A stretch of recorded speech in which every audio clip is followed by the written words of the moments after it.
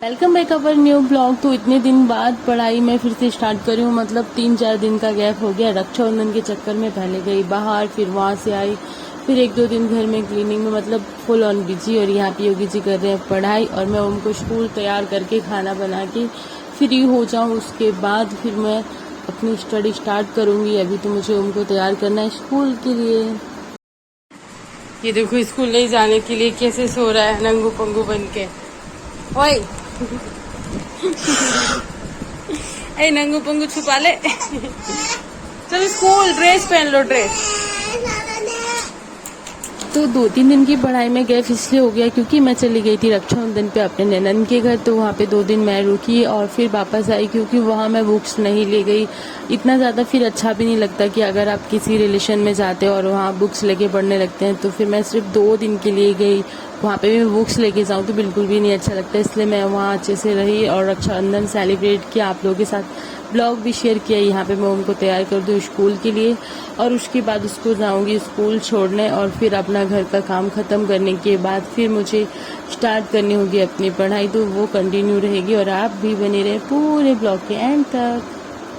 बन बन जा one, One one ja one, 1 2 जा 2, 1 3 ja 3, 1 4 ja 4, 1 5 जा 5 ja 5, 1 1 6 ja 6, 1 8 1 7 1 7 जा 7, 1 8 8 9, 1 9 जा 9, 1 9 ja 9, 1 10 10। ऐसे सुनाना मैम को पूरा अच्छे से, ठीक है? अब सिर्फ रुको रुको रुको। अब वो फिर से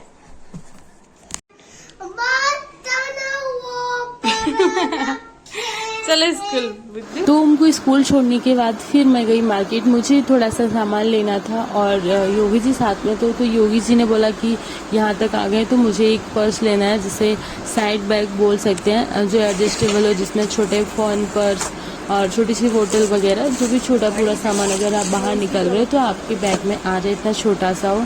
तो हम लोग वहाँ दुकान में जाके देखा, समझ नहीं आ रहा था कौन सा ले लूँ क्योंकि सोचा कहीं और जाते। तो इसके बाद हम लोग गए मॉल। तो मॉल में भी बहुत ज़्यादा घूमे, मतलब घूमते घूमते अगर यही था, मतलब इतने अच्छे अच्छे पर्स देख के लग रहा था मैं ये वाला ले लूँ या फिर ये वाला। मतलब मैंने भी सोचा तो मैंने कहा ले लेती हूँ।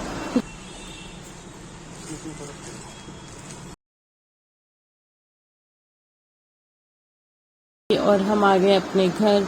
तो घर पे मुझे कुछ समझ नहीं आ रहा था कि क्या करूं क्योंकि बर्तन भी बहुत ज़्यादा फैले पड़े थे और घर बाहर से आई हूँ ना तो सर दर्द भी इतना भयंकर हो रहा था, ऐसा लग रहा था कि चक्कर आ रहे हैं। क्योंकि मैं 2-3 दुकानों में भी घूमी, फिर मॉल भी गई, फिर और भी मुझे जो सामान लेने था वो सब भी लिया। इसके बाद ना इतना भयंकर चक्कर आ रहा है, ऐसा लग रहा है कि बस सो जाओ। फिर मैंने सोचा नहीं ये बर्तन रखे, इनको फिनिश करूं और अपना पढूं और उसके बाद ही मैं सोऊंगी। अगर मैं अभी सो गई तो फिर मेरी कोई भी पढ़ाई नहीं हो पाएगी। और जब आपने फाइनली सोचा है कि आपको पढ़ना है तो आपको पढ़ना ही चाहिए अपने टाइम टू टाइम। ऐसा नहीं है कि आज पढ़ा, 2 दिन गैप किया, फिर 4 दिन बाद फिर से पढ़ने लगे। तो मतलब बहुत माइंड इतना ज़्यादा डाइवर्ट करना पड़ता है, इतना ज़्यादा सेट करना पड़ता है पढ़ने के लिए। लेकिन फिर भी मैं अपना कंटिन्यू रख रही हूँ। मुझे लग रहा है कि हाँ ठीक है, 2 दिन गैप हुआ तो कोई बात नहीं, वो 2 ही दिन तो गैप हुआ। तीसरा, अगर आप 3 घंटे पढ़ते थे तो मैं यहाँ पे 4 घंटे कर दूँगी तो मेरा वो 2 दिन भी कवर हो जाएगा अच्छे से और मैं पढ़ पाऊँगी। और काफ़ी लोगों के सवाल भी आ रहे हैं, क्वेश्चन भी आ रहे हैं कि इंग्लिश की बुक्स के लिए कौन सी। तो मैंने आप लोगों के साथ इंग्लिश की बुक्स शेयर की है नीतू मैम के लिए, जो मैं उनकी क्लासेस लेती हूँ वो मैंने आपको बताई है और जो मैंने बुक्स मंगाई हैं वो बता दी। और मैंने जो न्यू बुक मंगाई है नीतू मैम की वो अभी आप लोगों के साथ शेयर नहीं की है, तो मैं उसको भी कल या परसों वाले ब्लॉग में ऐड करके आप लोगों को शेयर करूँगी कि मैं कौन सी बुक्स इंग्लिश के लिए फाइनली अभी जो पढ़ रही हूँ वो आपके साथ शेयर करूँगी। क्योंकि ये वाली बुक्स रियली बहुत अच्छी है। और किसी का आया था कि मैथ के लिए कौन सी बुक्स चूज़ करूँ, तो आप देखो बुक्स ऐसा नहीं है कि मैं पढूं या फिर कोई और पढ़ रहा हो, वही बुक खरीदो। बुक वो खरीदो जो आपको पसंद आ रही हो। मतलब सिलेबस तो आप अपना सिलेबस देख लो, जिस भी चीज़ की तैयारी कर रहे हैं पहले उसका सिलेबस देख लो कि इसमें ये सिलेबस है, वो कंफर्म हो जाए कि आपको कौन सी बुक्स में ये सिलेबस मिल जाएगा।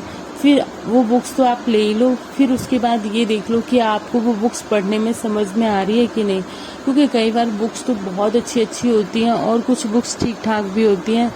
तो कुछ लोगों को वो ठीक ठाक वाली बुक्स अच्छी लगती है, किसी को जो समझ आ रही है वो, मतलब आपको जो समझ आए आप वो बुक्स खरीदो। वैसे पॉपुलर्स बुक्स ही खरीदनी चाहिए, मैं भी यही साइड करूँगी कि आपको जो बुक्स, मतलब जो पॉपुलर्स बुक्स हैं, लोग जिनसे पास हुए हैं, जिस लोगों ने जो पढ़ी हैं वो भी पढ़ो, लेकिन कहीं ना कहीं जो बुक्स में आपको, जिस भी बुक्स में मैथ समझ में आ रहा है आप वो बुक्स पहले खरीदो, क्योंकि मैथ ना सेम ही रहता है, और अगर आपको मैथ समझ आ गया ना तो फिर बुक मैटर नहीं करती, वहाँ पे बस क्वेश्चन मैटर करते हैं कि ये वाले क्वेश्चन आपके एग्ज़ाम में आएंगे या नहीं। अगर वो क्वेश्चन आपके एग्ज़ाम में आ रहे हैं तो डेफिनेटली वो आपके काम की ही है। इसलिए बुक को चूज़ करने में इतना ज़्यादा मत सोचो, बस अपने हिसाब से बुक्स खरीदो और उनको बस एक, कोई भी आपके पास बुक्स है उसको कंटिन्यू पढ़ो, उसमें गैप मत करो। मतलब ये नहीं कि आपने 2-4 बुक्स पढ़ने के बाद और उनको साइड कर दिया कि अब मुझे इनको नहीं पढ़ना है। कोई भी बुक है उनको पूरा शुरू से लेकर एंड तक ख़त्म ज़रूर करो, उसके बाद ही आप सोचो कि आपको क्या करना है। अगर आप लोग को मेरा ये ब्लॉग अच्छा लगता है तो प्लीज़ आप लोग कमेंट ज़रूर कर दिया करो, और वीडियो पे लाइक कमेंट अच्छे से कर दिया करो और शेयर कर दिया करो अगर आप लोग को लगता है कि आपको शेयर करना चाहिए।